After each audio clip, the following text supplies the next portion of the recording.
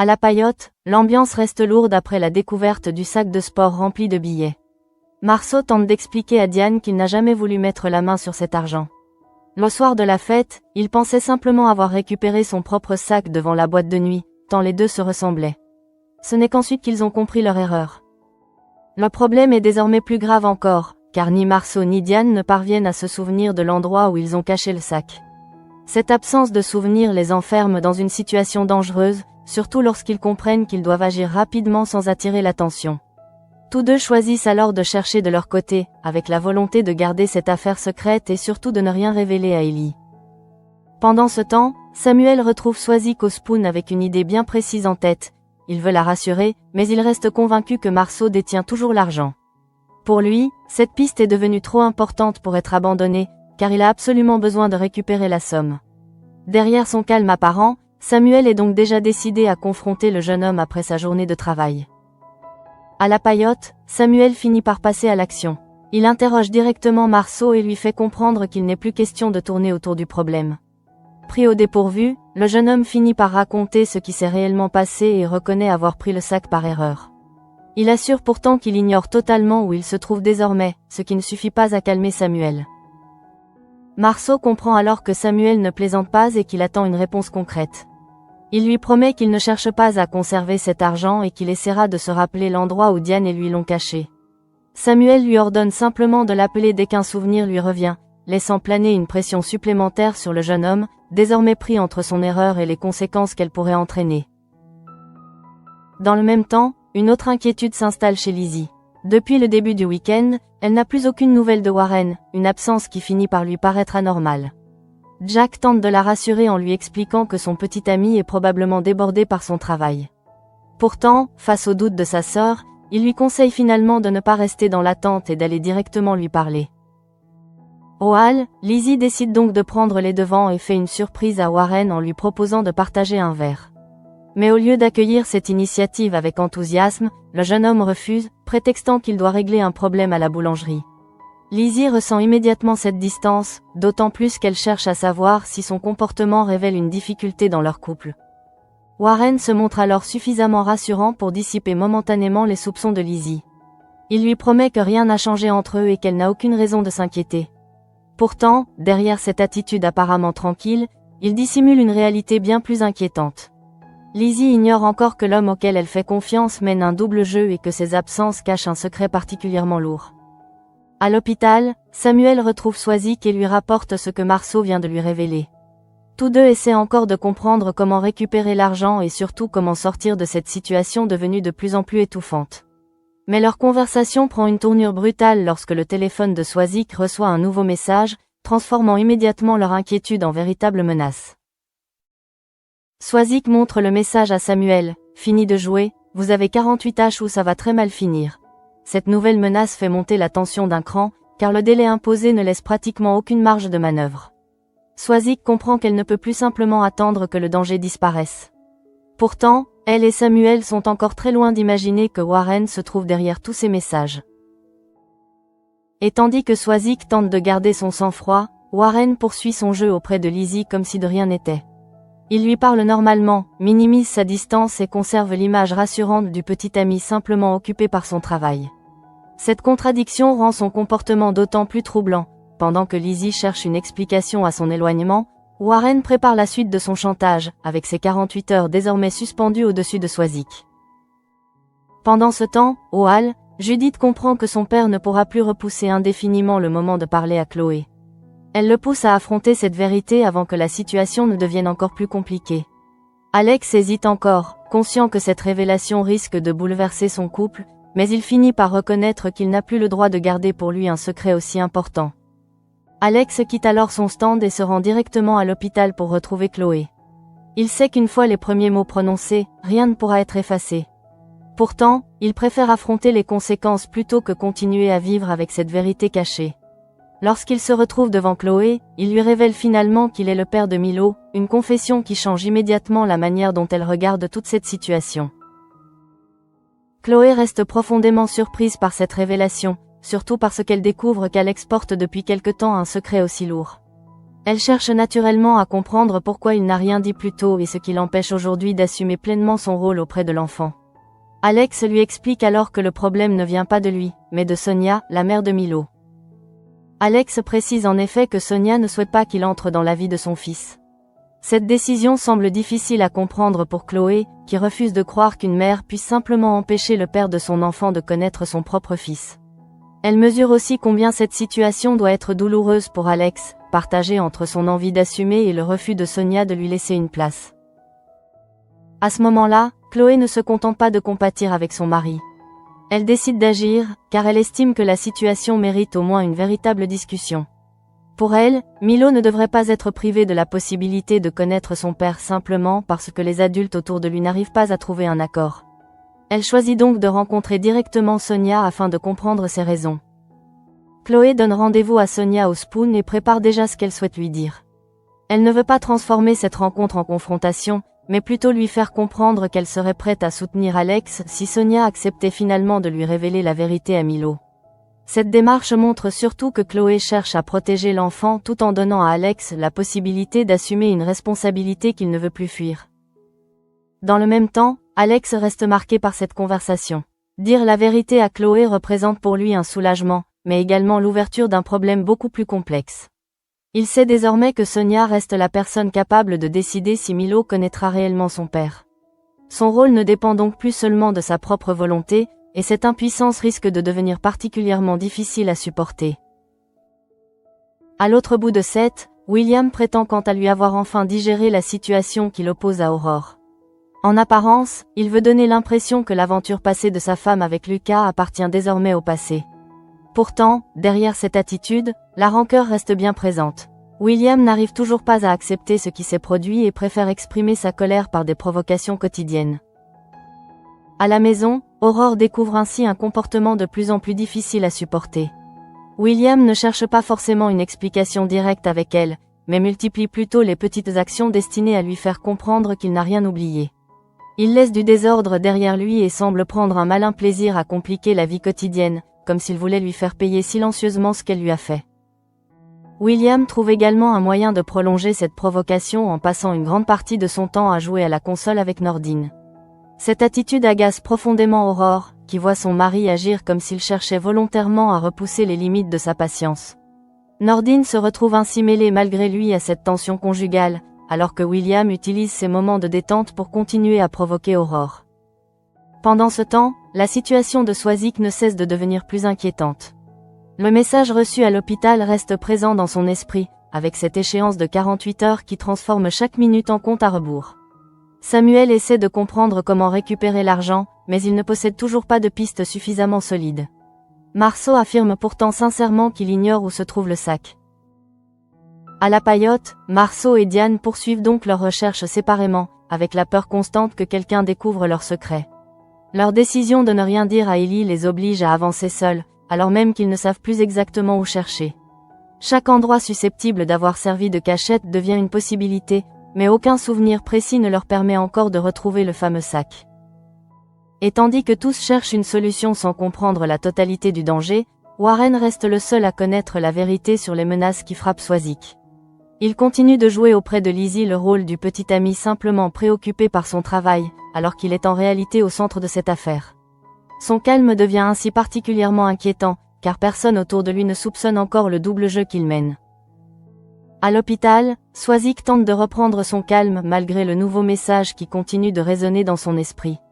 Le délai de 48 heures lui donne le sentiment d'être enfermée dans un piège dont elle ne maîtrise aucun des paramètres. Samuel reste près d'elle et cherche une solution, mais leurs échanges reviennent toujours au même obstacle, personne ne sait précisément où se trouve l'argent. Pour Samuel, l'explication de Marceau ne suffit pourtant pas à dissiper tous les doutes. Il reste persuadé que le jeune homme peut retrouver la trace du sac, même s'il affirme l'avoir perdu. Cette conviction explique pourquoi il lui a demandé de reprendre contact dès qu'un souvenir lui reviendrait. Samuel sait que chaque heure compte désormais, surtout après la nouvelle menace reçue par Swazik, et il refuse de laisser cette piste disparaître. De son côté, Marceau se retrouve dans une situation qu'il n'avait absolument pas anticipée.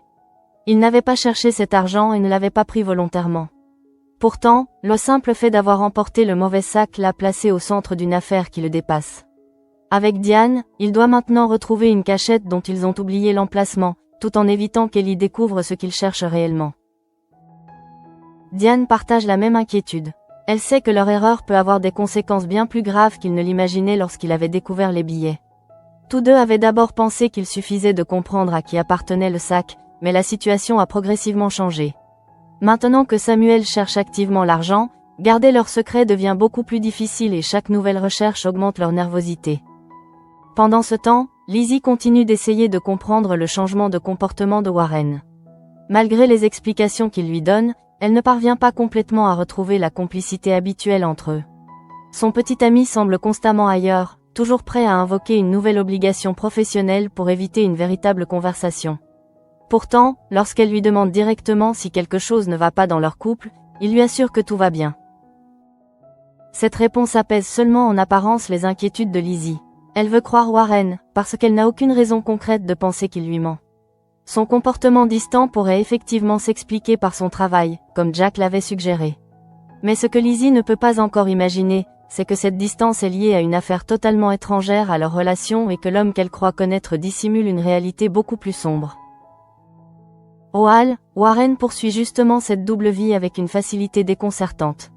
Il parle à Lizzie avec suffisamment de naturel pour ne pas éveiller ses soupçons, tout en maintenant soigneusement une certaine distance. Chaque parole rassurante lui permet de préserver son secret. Il sait que Lizzie ne doit surtout pas comprendre ce qui se passe autour de Swazik, car la moindre connexion pourrait mettre en danger tout ce qu'il cherche à contrôler. À l'hôpital, Swazik ne peut cependant pas se permettre de fermer les yeux sur la gravité de la situation.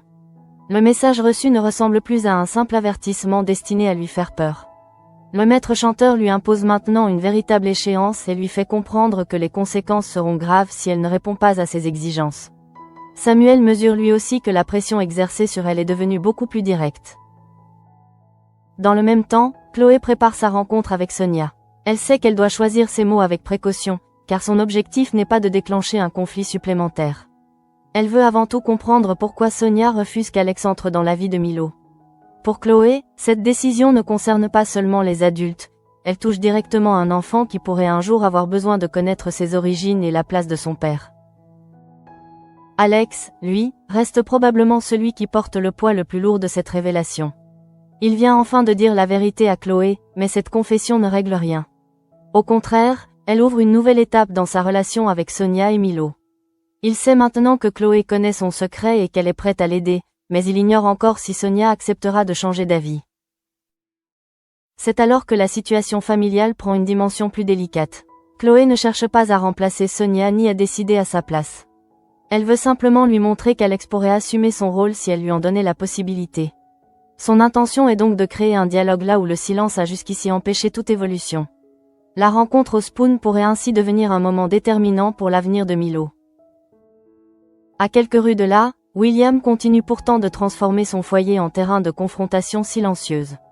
Il affirme avoir accepté le passé d'Aurore, mais ses actes disent exactement l'inverse. Le désordre qu'il laisse volontairement derrière lui et les longues parties de console avec Nordine ne sont pas de simples habitudes innocentes. Aurore comprend qu'il cherche à la provoquer et supporte de moins en moins cette attitude. Nordine, de son côté, se retrouve au milieu d'une situation qui ne lui appartient pas réellement. En jouant avec William, il participe malgré lui à cette mécanique de provocation.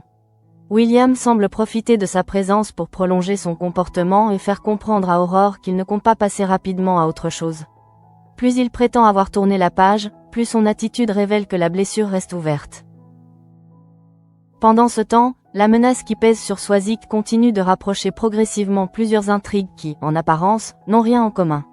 Samuel cherche l'argent, Marceau et Diane cherchent le sac, Swazik tente de comprendre comment sortir du chantage, tandis que Warren reste caché derrière son rôle de petit ami attentif auprès de Lizzie. Personne ne mesure encore à quel point leurs chemins sont sur le point de se rejoindre. Et dans cette atmosphère déjà tendue, les 48 heures imposées à Swazik commencent à peser lourdement sur chacun de ses gestes. Samuel veut agir avant qu'il ne soit trop tard, mais il lui manque toujours l'élément essentiel pour comprendre ce que le maître chanteur attend réellement. Pendant que lui cherche une réponse dans les paroles de Marceau, Warren, lui, conserve une longueur d'avance et poursuit méthodiquement son jeu de manipulation. À la paillote, Marceau et Diane poursuivent leur recherche avec une inquiétude grandissante. Ils savent désormais que le sac n'est pas seulement un objet qu'ils ont ramassé par erreur, mais qu'il représente la seule piste permettant de retrouver l'argent. Chaque détail de la soirée pourrait leur revenir, pourtant leurs souvenirs restent confus, et cette absence de certitude les empêche de retrouver rapidement leur cachette. Diane reste déterminée à retrouver le sac avant que quelqu'un d'autre ne mette la main dessus. Elle sait également qu'Ellie ne doit rien apprendre pour l'instant. Cette décision les oblige à avancer seuls, alors même qu'ils auraient probablement besoin de davantage de repères. Plus ils cherchent sans succès, plus la pression augmente, car Samuel leur a clairement fait comprendre qu'il voulait récupérer l'argent et qu'il ne renoncerait pas facilement. Pendant ce temps, Samuel garde cette affaire dans un coin de son esprit.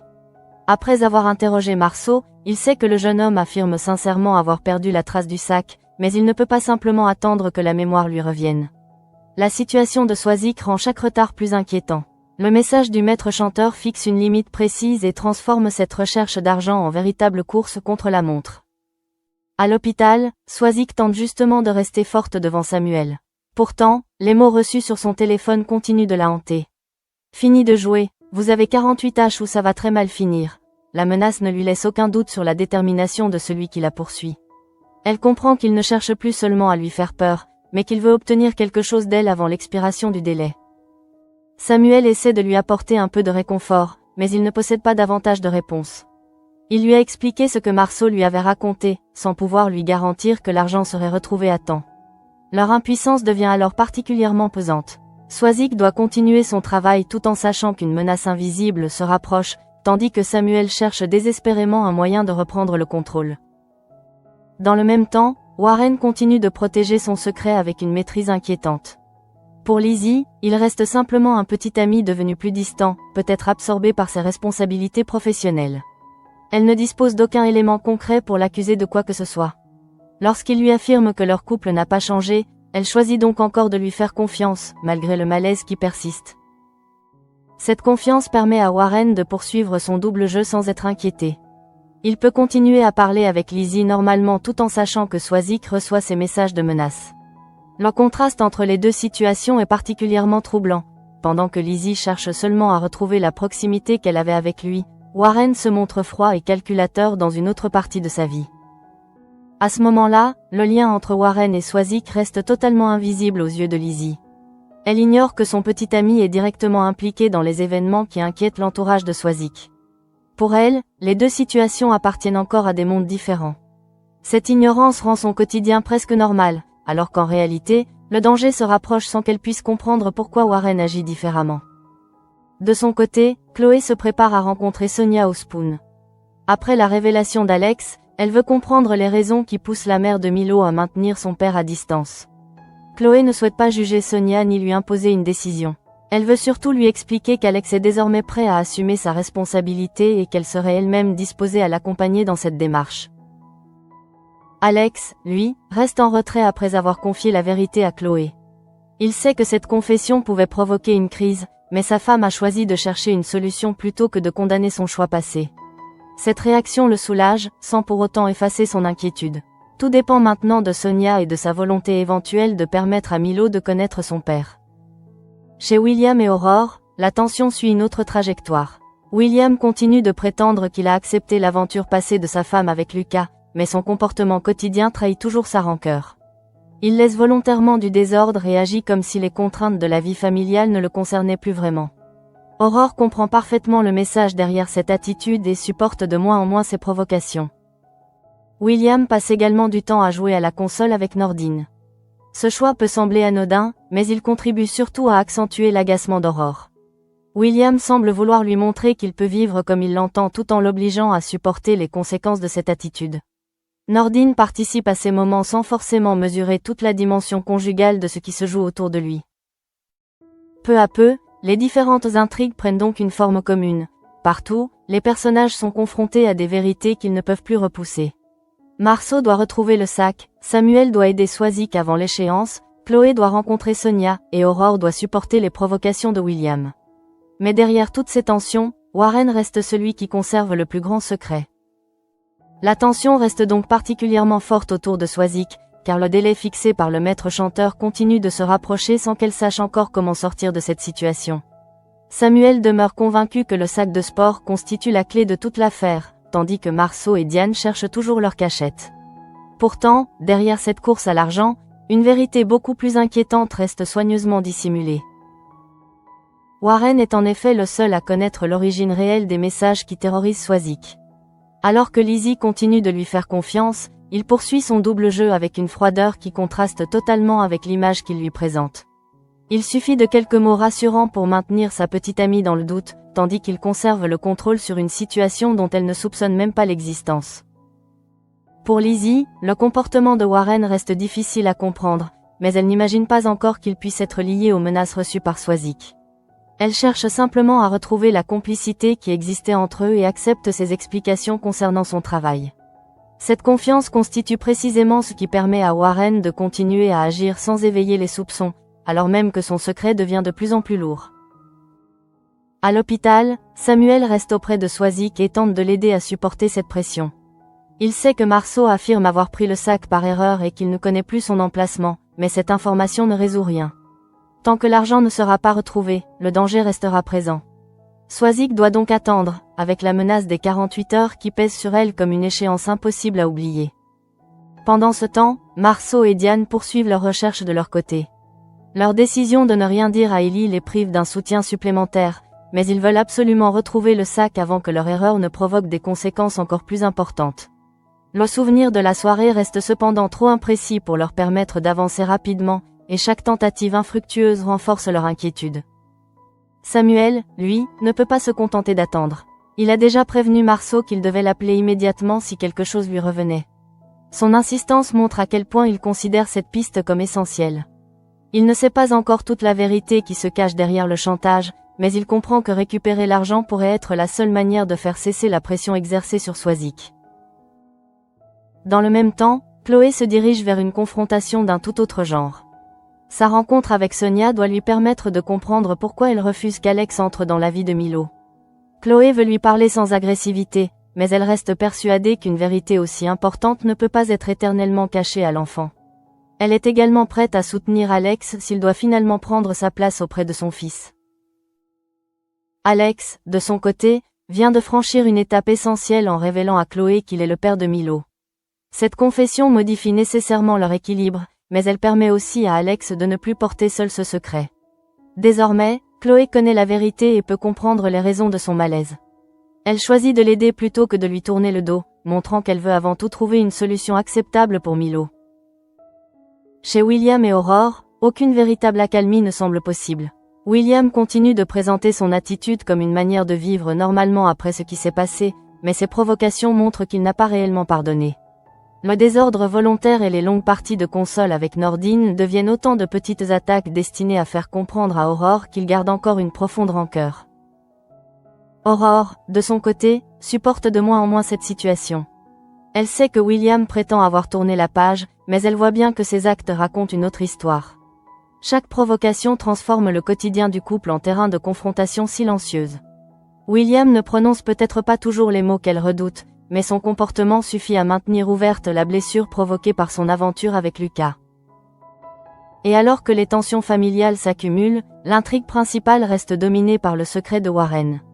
Lizzie ignore toujours le rôle qu'il joue, Swazik tente de comprendre comment répondre au maître chanteur, Samuel cherche à retrouver l'argent et Marceau ne sait toujours pas où le sac a été caché. Chacun possède seulement une partie de la vérité, ce qui rend la situation particulièrement dangereuse. À ce stade, le plus inquiétant est justement que Warren semble avoir réussi à rester invisible au milieu de tous ses soupçons. Il continue d'apparaître comme un jeune homme occupé par son travail auprès de Lizzie, alors qu'il est en réalité à l'origine des messages qui font monter la pression sur Swazik. Cette apparente normalité lui permet de gagner du temps et de maintenir son emprise sans que personne ne comprenne encore son véritable objectif.